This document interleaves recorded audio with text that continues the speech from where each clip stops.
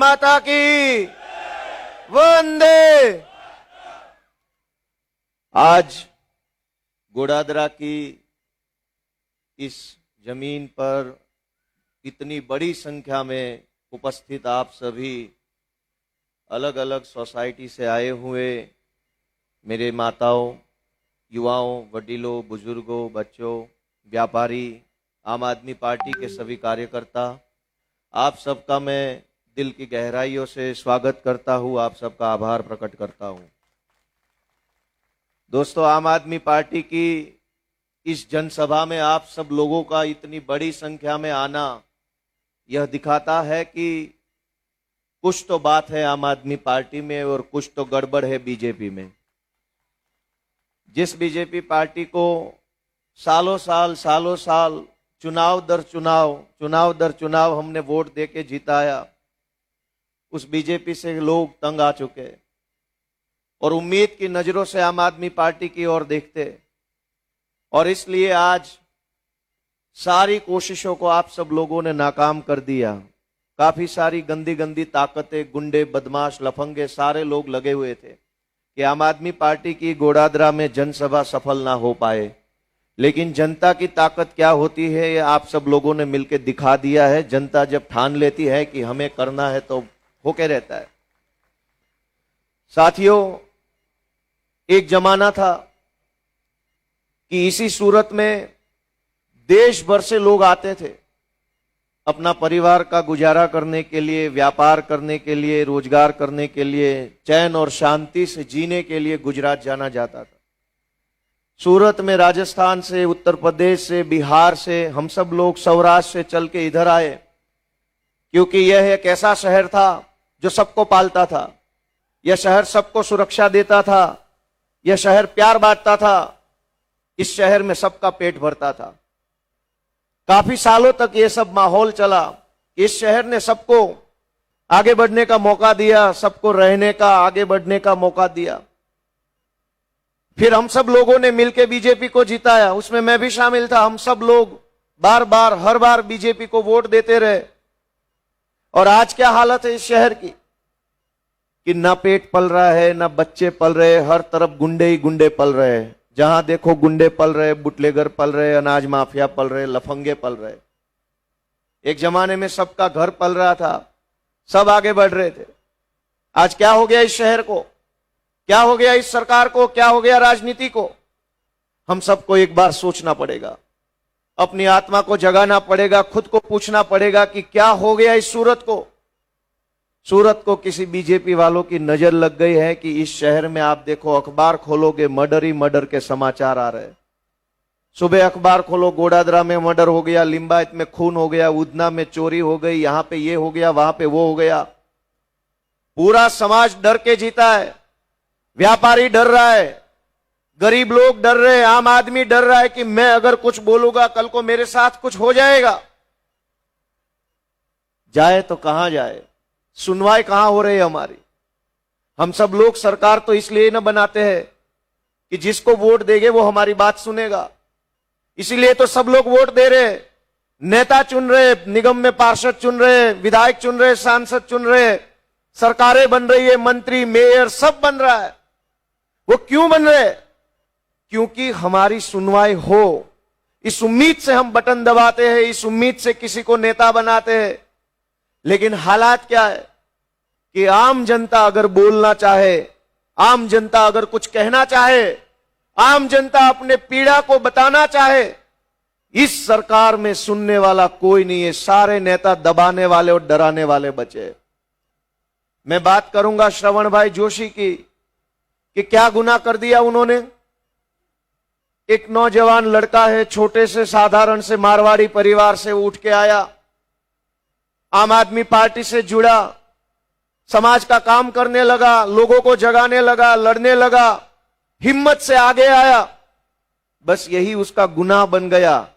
अगर श्रवण जोशी ये सोचता कि नहीं भाई नहीं, मुझे नेता नहीं बनना है, मैं मजदूरी करके यहीं जीवन गुजारा कर लूंगा, तब तो कोई दिक्कत नहीं थी किसी बीजेपी वालों को। लेकिन जब से श्रवण जोशी ने या हम जैसे आम परिवार के लड़कों ने यह सोचा कि अगर राजनीति गंदी है, राजनीति में बैठे हुए लोग अगर गुंडा लफंगागिरी कर रहे, तो हम जाएंगे राजनीति में, हम जनता से हाथ जोड़ेंगे, अपने बड़े बुजुर्गों के आशीर्वाद मांगेंगे, हम नेता बनेंगे और करके दिखाएंगे कि एक अच्छा नेता कैसा होता है। हमने ये सोचा, हम गरीब परिवार से आते, हम उठे, हम खड़े हुए, श्रवण जोशी खड़ा हुआ, मैं खड़ा हुआ, चैतर भाई खड़े हुए, सब लोग खड़े हुए और ये सब लोग आ गए राजनीति में। अब राजनीति में हमारा आना ही हमारा गुनाह बन गया। आज से 10-12 साल पहले मैं खुद पुलिस में कांस्टेबल हुआ करता था।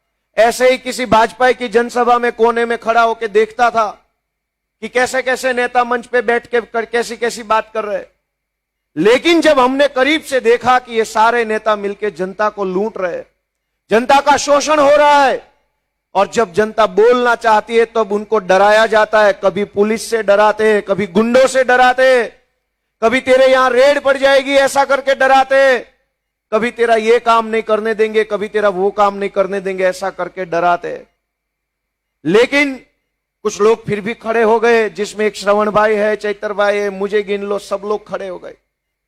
जब हम लोग राजनीति में आए, हमने जनता से हाथ जोड़ा, हमने जनसभाएं करी, हमने जनता को कहा कि एक बार अपने बच्चे को वोट दीजिए, हम आप ही के परिवार के हैं, आप जैसे लोग हैं, हम गुंडे लफंगे जैसे नहीं है, आप हमको प्यार दीजिए, आशीर्वाद दीजिए। चैतर भाई को जनता ने विधायक बनाया, मुझे विधायक बनाया, कल को श्रवण भाई जोशी को भी जनता विधायक बनाएगी। और इस बात से बीजेपी डरती है, इस बात से ये नीलगिरी ग्राउंड के आसपास बैठने वाले गुंडे डरते हैं कि कल को एक आम परिवार का लड़का अगर विधायक बन जाएगा तो इन गुंडों का होगा क्या, इन बुटलेगरों का, इन ड्रग्स माफियाओं का होगा क्या। वो लोग क्या चाहते हैं? बीजेपी के लोग ये चाहते हैं कि आपके बच्चों के हाथों में ड्रग्स हो, दारू हो, आपके बच्चों के हाथों में छुरा हो, तलवार हो। वो लोग ये चाहते हैं। हम क्या चाहते हैं? हम ये चाहते हैं कि आपके बच्चों के हाथों में कंप्यूटर हो, लैपटॉप हो, अच्छी शिक्षा हो, कोई डॉक्टर हो, कोई इंजीनियर हो, कोई इंस्पेक्टर हो। ये लड़ाई किन लोगों की है? ये लड़ाई दो लोगों के बीच की है। एक वो पार्टी है जो आपके बच्चों को गलत रास्ते पे ले जाना चाहते हैं, एक ये आम आदमी पार्टी है जो आपको बच्चों को आगे बढ़ाना चाहती है। फैसला आपको करना है कि किस पार्टी के ऊपर आपका आशीर्वाद बनेगा। आप सोचिए कि सूरत में जब हम आए थे बड़ी उम्मीद से, कोई किसी राज्य से, कोई किसी जिले से, कोई कहां से आया। आज अगर जीवन में आपने 2 काम कर लिए सूरत में रह के, तो मुझे लगता है पूरा जीवन ही उस बात पे खत्म हो रहा है। कुछ साल पहले तो आदमी अच्छे से कमाता था, अच्छे से जीवन जीता था, अच्छे से परिवार चलता था, सब अच्छे से चलता था। आज अगर सूरत में आपने अपने मेहनत पसीने की कमाई से एक घर का, खुद का घर ले लिया और 1-2 बेटे बेटियों की शादी करा दी, अगर 2 काम आप कर लेंगे ना, तब तो आपकी पूरी जिंदगी खत्म हो गई होगी। 2 ही काम कर पाते हैं आप अपने जीवन में।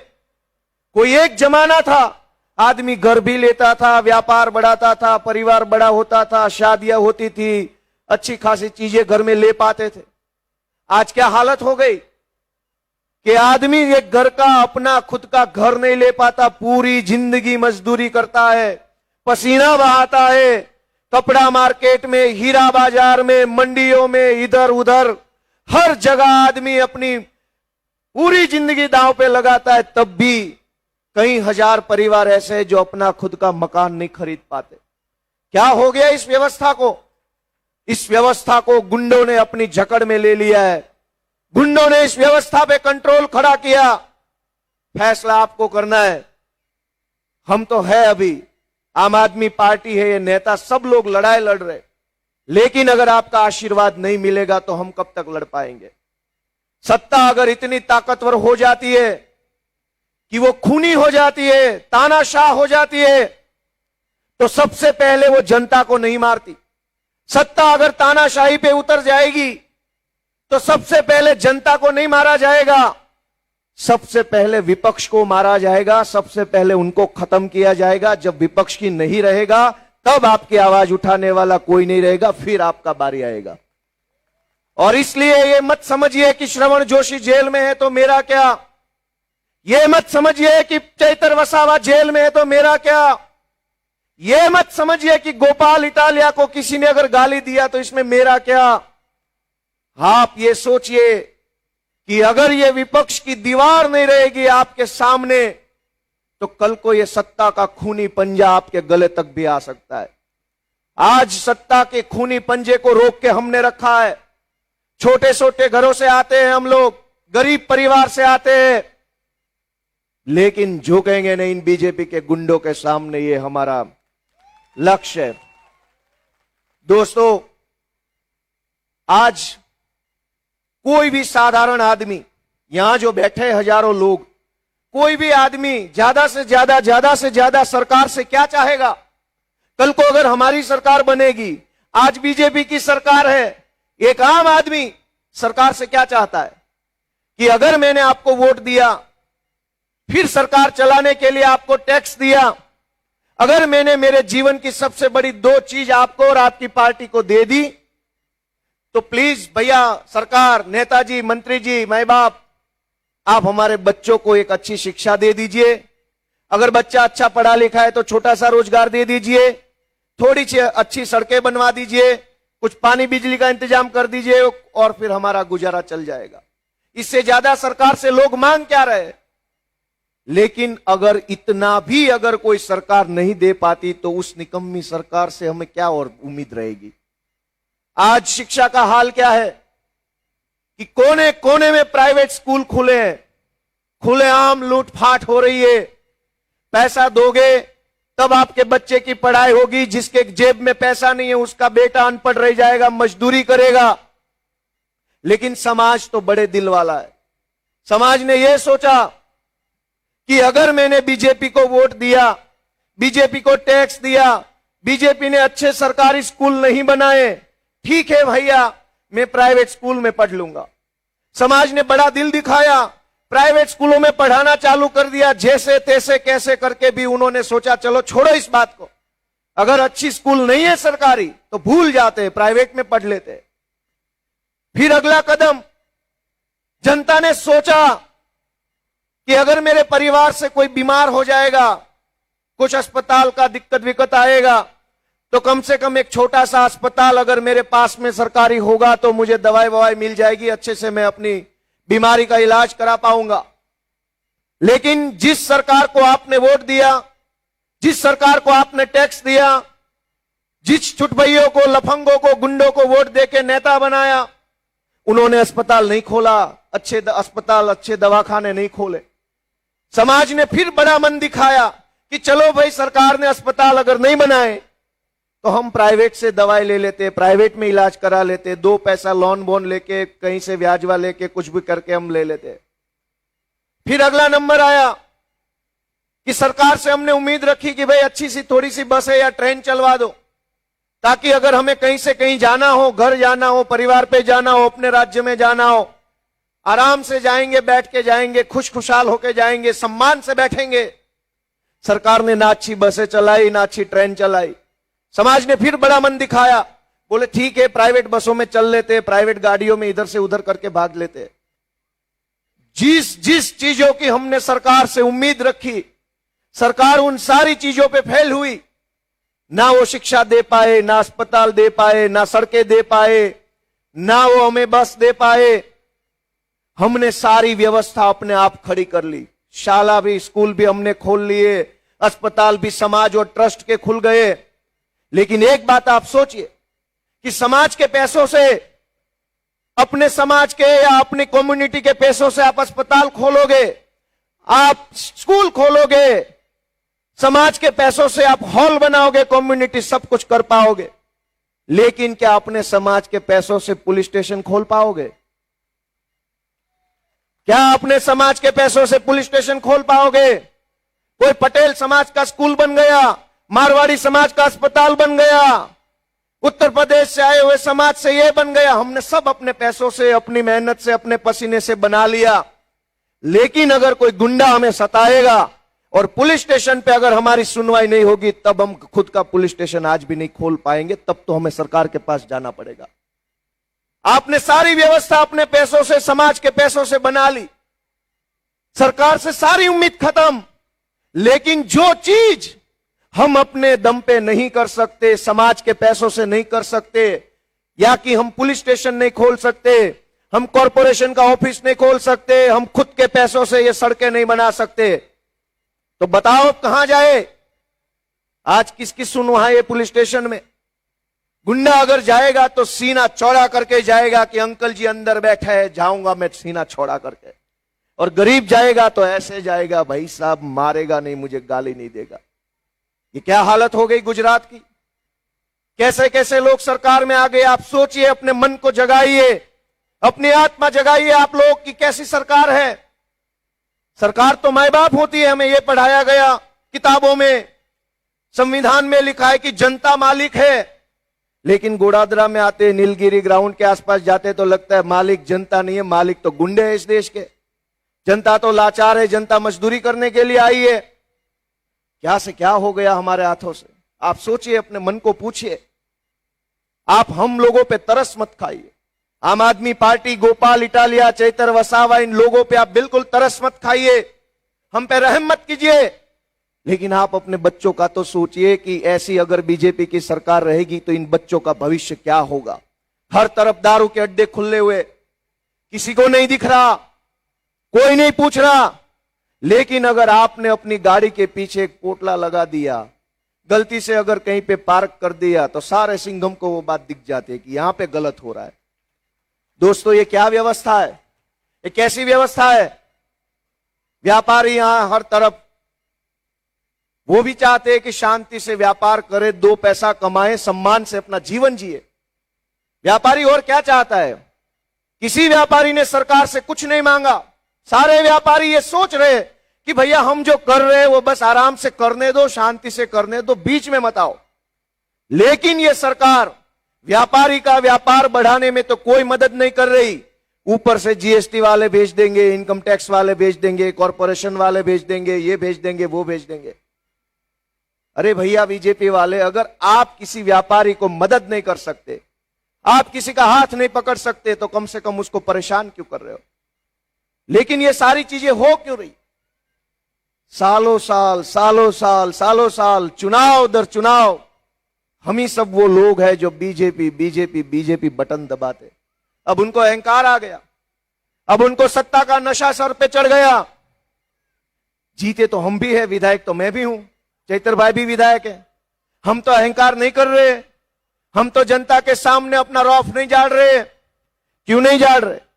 क्योंकि हम आप ही जैसे गरीब परिवारों से आते हैं, आप ही जैसे लोग हैं, आप ही के जैसे खानदान से आते हैं। हमको पता है कि गरीब होना क्या होता है, आम आदमी होना क्या होता है, हम समझते हैं। और इसलिए हम आम आदमियों की सम्मान करते हैं, जनता का सम्मान करते हैं, जनता के सामने नतमस्तक होकर हम अपना काम कर रहे हैं। दोस्तों, हम आपकी अदालत में आए हैं। श्रवण भाई जोशी के ऊपर मुकदमा तो लगा है, वो सरकार की अदालत में जाएगा। वहां पे सरकार का एक सरकारी वकील होगा, कुछ जज होंगे, कुछ पुलिस होंगे, कुछ होगा, वो सारा सरकार का है। अब सरकार की पुलिस मुकदमा करेगी, सरकार की अदालत में सरकार का जज बैठा है, सरकार का सरकारी वकील है। मुझे लगता है उस अदालत से मुकदमे का फैसला जो भी आए, लेकिन ये जनता की अदालत है, इसमें कभी गलत मुकदमा आ नहीं सकता, इसमें कभी गलत फैसला नहीं आएगा।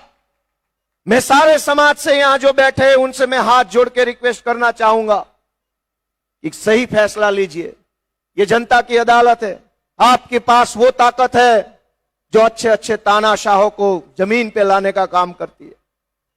दोस्तों, आपके पास क्या ताकत है मैं बताता हूं। आज से कुछ साल पहले गुजरात की विधानसभा के अंदर आने पर मेरे ऊपर रोक लगाई हुई थी।